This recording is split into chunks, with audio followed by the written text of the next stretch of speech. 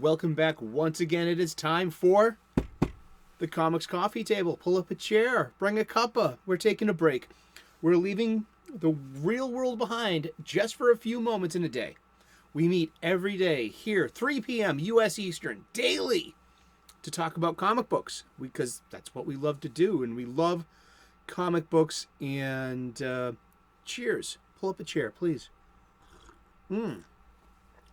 That's really bloody good. It's bloody good. It's a bloody right cuppa.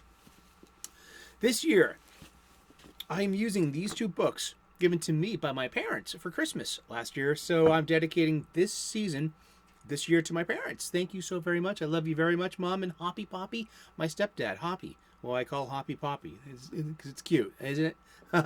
I've got here the Overstreet Comic Book Price Guide, most current edition, the 52nd edition, and I've got the Overstreet Guide to Grading Comics. What are we doing this year? Well, I was going through my long boxes and I noticed that they sorely need some loving. So I need to reboard, if I ever boarded them in the first place. That's part of my problem. And rebox my entire comic book collection. And while I'm doing this, I am gonna get a ballpark estimate of what my comic book collection is really worth. Wouldn't you like to know? Unless you are like, Johnny Joni on the spot, and have like this like ongoing like open, spreadsheet. I don't. But I'm going through these boxes. It's going through memory lane. I love looking at these old magazines. I love comic books, floppies. These monthly magazines, publications. I mean, the business is changing. These magazines that are made for us to buy, and they usually contain, advertisements that are like usually, focused on the core audience.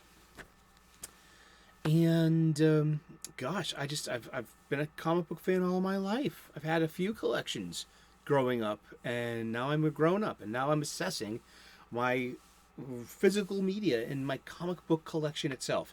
What I'm doing, one of the missions of this show is I'm making an appeal to everyone, all you comic book fans out there. I desperately need new supplies. Chances are you may as well. So what I'm doing is I'm going back to my local comic book shop. Well, not only have I returned to my local comic book shop to get new funny books, I've been turned on to a few things, a few titles lately by all the different YouTube friends I've made out here in this comic book community. I'm really blessed for it. So I'm going back to the comic book shop anyway. But do I need to be buying my supplies through my online supply chain? Sure, I can get them delivered. Sure, I can get them at a discount. But how is that helping keep my brick and mortar local comic book shop open? They're usually mom and pop kind of places, unless they're a chain. One of the chain stores closed. Yeah, we were so shocked about that. A local comic book store has closed. I'm in the Boston area, so I've literally been counting the sheer amount of different comic book stores that I have available to me. And I've been visiting them too, so that's been pretty cool. And there's the playlist for that too. I mean,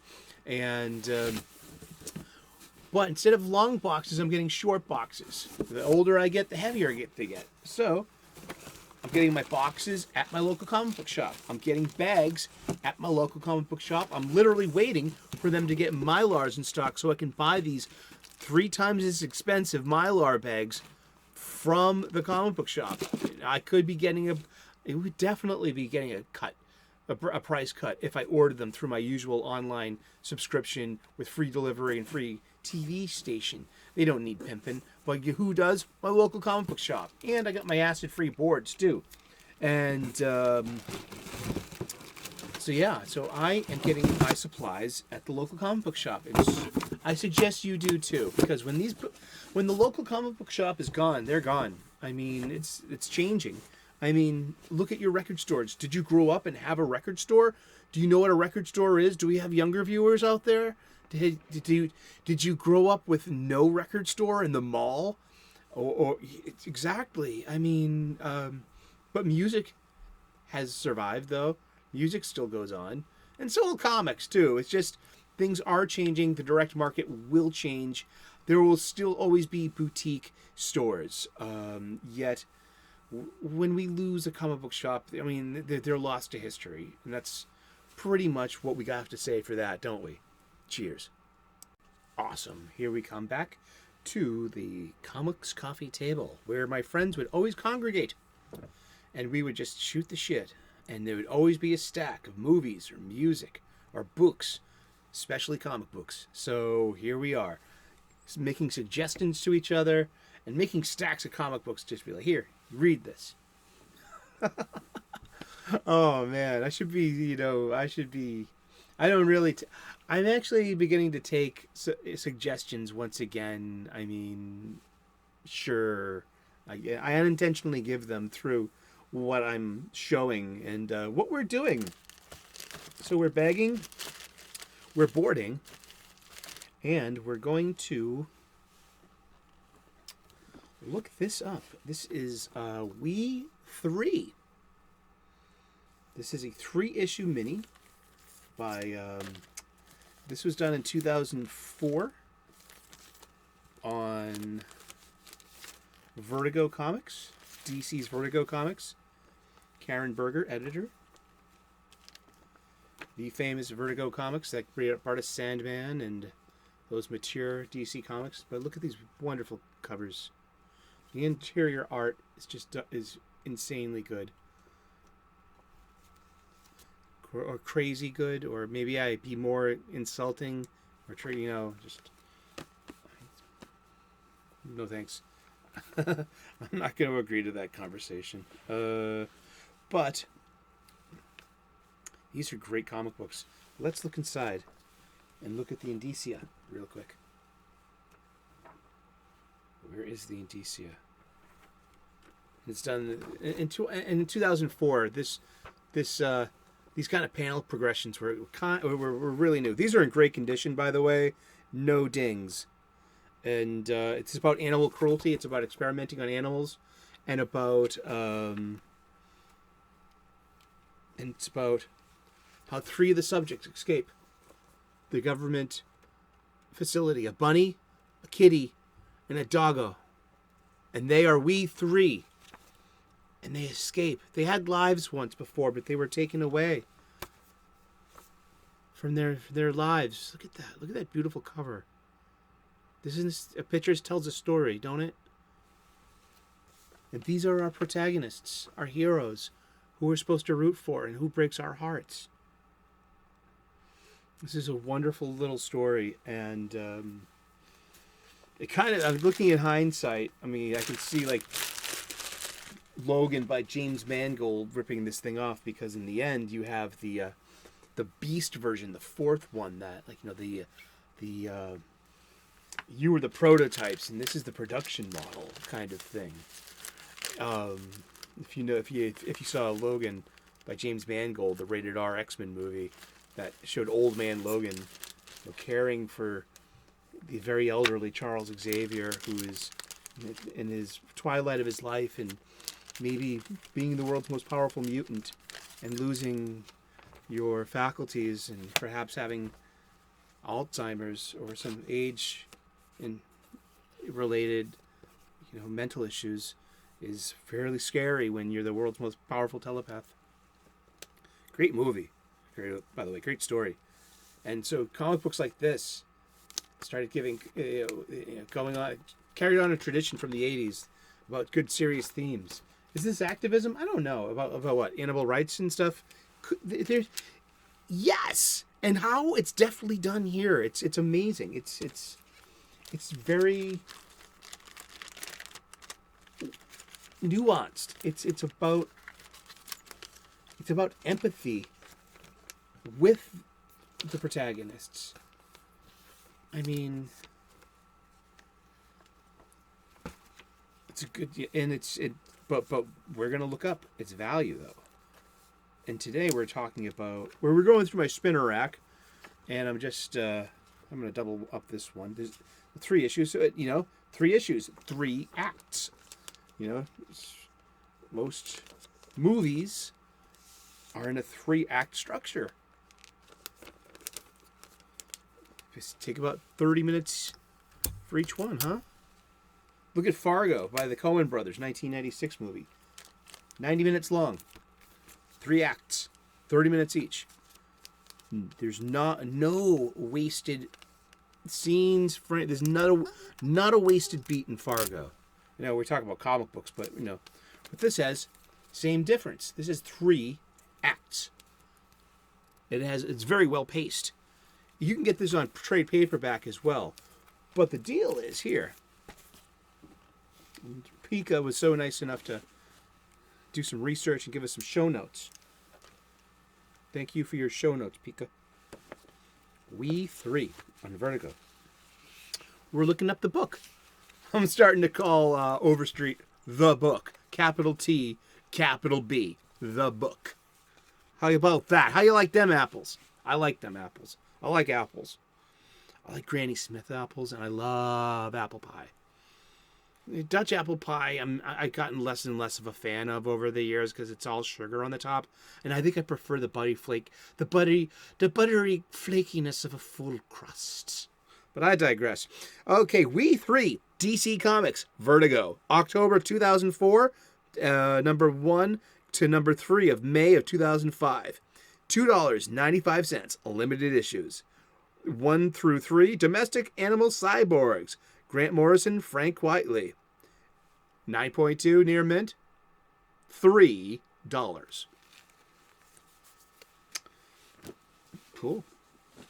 This is the ones it's worth it to me, being a fiction reader and a lover of pathos in a story and of and just of good fiction and good allegory too. I mean, this is you know, Orwell had this fable, you know, of Animal Farm. I read it recently, and so over here you have a futurist's version of it. You know, there's this whole thing of like, you know, how did we get to the $6 million man, the cyborg? Well, think of the animal tests beforehand. I know it's ghastly, yet is it necessary? And it asks questions such as that. And at what cost? It's like, didn't these animals have lives too? I mean, it's brilliant. It's nuanced. It asks questions. It doesn't tell you how to feel. It's not asking you to take a side. It's just showing you like, wow, this is, you know, but it's a fictional world too at the same time. So, but yeah, this would be $9 altogether. So yeah, we'll try to sell this at $9, I guess. Or should we keep that one? Let me know. Let's see. The next ones we have, I've got on suggestion. We were talking about suggestions earlier. And a big super shout out from my station to Michael Lonzo, aka CLOBBERIN Times. Go subscribe to CLOBBERIN Times. I will put the link to Clobby in the description. You need to follow him and take part of his comic book and his Star Trek communities. Seriously. We were talking about comics one time, Clobby and I, and we were talking about Watchmen and Alan Moore. Alan Moore has done a lot with comics since he arrived. And one of the first things he did, and people forget, is in 1982 and 83, he got his hands on Marvel Man over in the UK. And that's one of the first deconstruction superheroes of the 80s. He did this before Watchmen. And it was pretty much the template for what comes next, especially Watchmen, and then what Frank Miller does to Batman and the whole 80s. But so people usually, I think, unfairly categorize Alan Moore as being like very negative and very, you know, bad for comics. That I think there's a suspicion that Alan Moore hates superheroes. I know he kind of contributes to that as well.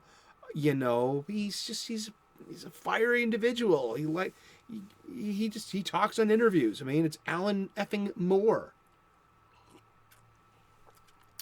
But Alan Moore did a in the early aughts did a book called Tom Strong, and it was really good. It was I'm gonna read this from, oh god, I haven't said it in a couple of days, have I? But the wiki. Tom Strong is a comic book created by writer Alan Moore and the amazing Chris Sprouse. Initially published bi-monthly by America's Best Comics, which was an imprint of DC's Wildstorm division. And Tom Strong is like this celebration of golden age characters, like archetypes, and it's a celebration of hero comics and families, adventures, and there's a healthy dash of that Silver Age Fantastic Four in there with his family, and it's this wonderful celebration of the hero, whether they're men or women, and it's just, I had a great time reading Tom Strong, and so I suggested to Clobby, we were talking about, I felt that Tom Strong was Alan Moore's way of apologizing for what he did to comic books with Watchmen. Because Watchmen is the Rosetta Stone of deconstruction comics. It's its own thing. But then Clobby said, Eric, do you know about 1965 on Image Comics? I'm trying to do Clobby's voice. I could identify that in the West Point Choir. And he suggested to me something better than that. So on Image Comics, in 1993, about 7 years before he did Tom Strong over with basically DC Comics over at Wildstorm, on Image Comics, the home of indies and indie creators, he made 1963. This beautiful homage to the Silver Age, to Marvel Comics in a way. This is beautiful, beautiful art. It's very, everything is a callback. This is nostalgia. If his theme was nostalgia in Watchmen, because it is, there are a few themes in Watchmen, and one of them is nostalgia. He carries nostalgia over again to this is called 1963, books 1 through 6. I believe that there is a trade paperback for this, but I hustled these down on Amazon during lockdown 2020 or maybe a little later, maybe 2021, and I think I paid about, with shipping, about maybe $10 to $15 for each of them, and which, because I was paying 8 to 15. You can get 8 to 15 for a really good Marvel Bronze Age comic these days. You really can. I mean, it's booked that way. I mean, I was a little surprised, but if I can find something, I'm gonna buy those Bronze Age babies, and I think I just wanna to have them. So to have them in a certain mint quality is cute, but I'd rather have it for the cover. You know what I mean? Display on my, So that's the weirdness, the individuality of our collections and accumulations. This is what it's built on. Well, look at each one of these beautiful covers while we rebag and reboard them. But each one's an homage to, this is like the Fantastic Four. This looks like a Spider-Man. This looks like Captain America. This looks like Hulk. Look at that. See, Johnny Beyond. Flipsville. Look at this. This is so inventive. This is all the God characters. This is like Thor meets Hawkman in a way. And look at the Kirby Crackle. And look at the Kirby Crackle on this too. And this is like the X-Men or the Doom Patrol. And look at all that Kirby Crackle. And then this is everyone gets to team up at the end and save its own unique universe, which isn't any other universe but its own. And that's the good thing about superhero comic books too. It's just, you can jump on and enjoy the archetypes. So let's look it up real quick. What would these really be worth, though? Damn. Khan, the computers are smashed. We need time. Time is a luxury you don't have, Admiral Kirk. 1963, Image Comics, Shadowline Inc. April 1993 to number 6 of October of 1993. $1.95, limited series. Issues 1 through 6, Alan Moore scripts. Veitch, Bissett, and Gibbons on art. 9.2, very near mint. $3 each. Now, did I get ripped off? No. I sought these out. I was looking for them. A friend of mine suggested these, and I was into wanting to get the individual floppies because that's where the real experience is. I don't know if this is collected into a trade or not. I think it is. I think it does say something about the trade here. Let's see. Yeah. No, it doesn't say that there is. Yeah, there might not be a trade. I mean, there's a gold version of the first issue that's worth $4, and I paid probably maybe between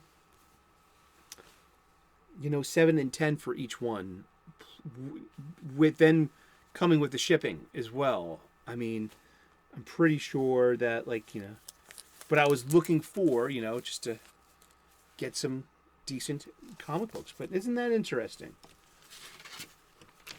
But they're worth a lot to me as a story, because they're wonderful stories, and they came from a wonderful conversation. Yeah, they have a $1.95 cover price, and book says those are worth $3 each at a 9.2. And these are really good quality too. I just gotta say, no dings. I know we should be looking, but yeah, there is absolutely no spine cracks. The pages are nice and crisp.